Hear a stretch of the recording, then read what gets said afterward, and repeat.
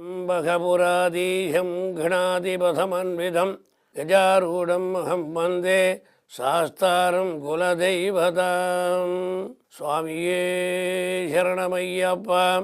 பொன் சொரியும் முத்தையன்னு பேர் இந்த இடத்துல. சபரிமலை பொறுத்த வரைக்கும் சொரிமுத்தைனா ரொம்ப விசேஷமான பாட்டு. நம்ம ருத்ர ஏகாசியோ இதோ திருநெல்வேலியில் இறங்கினா அம்பாசமுத்திரம் வழியாக சொரிமுத்தையனார் இருந்தால் அந்த பாபநாசம் கீழே எப்படி ராமேஸ்வரம் காசிக்கு போகிறோமோ இந்த ஒரு பாபநாசம் ரொம்ப விசேஷமான இந்த பிதர்களுக்கு செய்யக்கூடிய ஒரு இது அங்கே தான் பண்ணுவாள். அது உள்ளே போனோம்னாலே ஃபாரஸ்ட் டிபார்ட்மெண்ட்டில் நம்ம கேட்டுட்டு தான் போகணும். ஏன்னா அங்கே புலிகள் நிறைய, அதனுடைய சரணாலயம் அங்கே தான். அதனால் கார்த்தால் போயிட்டால் சாயந்தரம் 5 மணிக்குள்ளே வந்துடணும் ஃபாரஸ்ட் டிபார்ட்மெண்ட்காரனுடைய இது. ஆனால் அங்கே குரங்குகள் ஜாஸ்தி. உள்ளே போனோம்னா முதல்ல சொரிமுத்தையனார், அந்த பக்கம் தாம்பரனுடைய ஆறு வேறு ஓடுது. சொரிமுத்தையனார் சுயம்பு. அங்கே நிறைய பூதகணங்கள் தான். நிறைய பூதகணங்கள்லாம் மாடன், சடையன், பொருளன், இருடன், வெறிக்கலட்சி, இந்த மாதிரி நிறைய மாடன். அதே மாதிரி இந்த பக்கம் இருக்கிற பூர்ணபுஷ்கர சாஸ்தாவும் அந்த பக்கம் பட்டவராயன்னு ஒரு இந்த சொரிமுத்தையனாருக்கு பேய் பிசாசிகள் பிடிச்சிருந்தாலும் அங்கே கொண்டு வந்து விட்டால் அவன் சங்கிலினால் அடிச்சுக்கிறது. அதுதான் சங்கிலி பூதநாதர். அதே மாதிரி மரங்கள், பழைய காலத்து மரங்கள் 2000-3000 வருஷத்துக்கு மரங்கள்லாம் பார்த்தேன்னா மணி கட்டி வச்சு அந்த மணிக்கு மேலேயே அந்த மூடி நாப்பில் இருக்கும். அதை பார்க்கணுமானா நம்ம ரொம்ப விசேஷமாக பார்க்கணும். அங்கே வந்துட்டு போனால் உடனே எல்லா விதமான வியாதிகளும் போகும். உத்தர புத்திர சந்தானபதியேன்னு சொல்லி அவர் குழந்தை வரம் கொடுக்கக்கூடியவர்.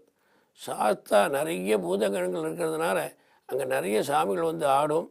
அவளை சங்கிலினால் கூட அடிச்சுப்பாள். அதை பார்க்கும்போது நமக்கே ரொம்ப மனசு கட்டும். பட்டவராயன்கள் என்னென்னு கேட்டிங்கன்னா கால் ஆணி இருந்ததானா அந்த இடத்துல செருப்பு வாங்கி மாட்டிட்டு அந்த ஆணி போயிடும்ங்கிறது வருது. அதே மாதிரி அங்கேயே பூர்ணபுஷ்கர சொரிமுத்தையனார் கோவிலில் வடை உளுந்து, கருப்பு உளுந்து வாங்கி வச்சு அங்கேயே முன்னாடியெல்லாம் அரைச்சி வடை தட்டி சுவாமிக்கு வடமாலை போடுறது உண்டு. பூர்ணபுஷ்கர சாஸ்திரம் விசேஷமான கோவில்னு சொன்னோம்னா சொரிமுத்தையனார் மாதிரி வேறு எந்த கோவிலும் இருக்க முடியாதுங்கிறது பழைய காலத்தில். ஏன்னா நம்ம அது திருநெல்வேலி மாவட்டத்தில் இருக்கிறதுனால. இந்த அச்சங்கோலாருங்க கொடுத்தப்பட சபரிமலைலாம் கேரளாவோடு சேர்ந்துருந்தது. இது திருநெல்வேலியில் இருக்கிற தமிழ்நாட்டினுடைய எல்லை. அதனால் சொரிமுத்தையனார் ரொம்ப விசேஷமாக எங்கேயும் நிறைய அவளுக்கு குலதெய்வம் இருக்கிறவா நிறைய பேர் இருக்கா. அதுலேயும் செட்டியார்கள்லாம் பார்த்தீங்கன்னா அதுக்கு குலதெய்வம் அவளுக்கு ரொம்ப வரும். திருநெல்வேலி பக்கத்தில் இருக்கிறது, ஆய்க்குடி அந்த பக்கம் இருக்கிறவெல்லாம் வரும். அதனால் விசேஷமான இது எல்லோரும் போகும்போதும் பார்க்கலாம். இப்படி இருமுடி கட்டின்னு நேரம் தான் போகணும்னு சொன்னீங்களே, இப்போ இதுக்கெல்லாம் போகலாம்னா விஷுவுக்கு போகும்போதாவது சொரிமுத்தையனார் கோவிலுக்கு போய் பார்த்தேன்னா, இல்லை தனியாகவும் இதுக்கு போகலாம். இதுக்கு விரதங்கள்லாம் இருக்கணும் அவசியம் இல்லை. அதனால் நேராக போய்ட்டு வரலாம். ஆடி மாதத்தில் அமாவாசை அன்னைக்கு பானதீர்த்தம்னு பக்கத்தில் இருக்குது. அங்கே நிறைய சாப்பாடுகள் போட்டு தர்ப்பணங்கள் போக்குவரத்தெல்லாம் பண்ணக்கூடியது.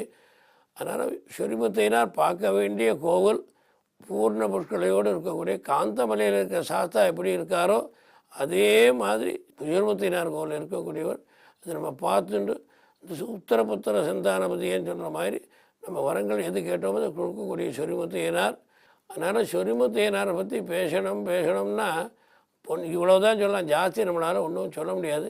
அகஸ்தியருக்கு எப்படி பார்வதி கல்யாணத்தை காமிச்சாரோ அந்த பார்வதி பரமேஸ்வரன், அந்த மாதிரி காந்தமலையில் இருக்கிற சாஸ்தா நமக்கு இந்த பொன் சொரிமுத்தையில் காமிச்சிருக்கார். அதனால் சுயம்புவாக இருக்கக்கூடிய சாஸ்தா இதை பார்த்தோம்னா விசேஷம் நமக்கு எல்லா விதமான நன்மையும் நடக்குங்கிறது சொரிமுத்தையனுடைய ஆசீர்வாதத்தினால எல்லோரும் நல்லா இருக்கணும். இன்றைக்கி சொரிமுத்தையனார் பற்றி நிறைய விஷயங்கள் தெரிஞ்சுட்டோம். நாளைக்கு அச்சங்கோல் பற்றி பேசுவோம். சுவாமியே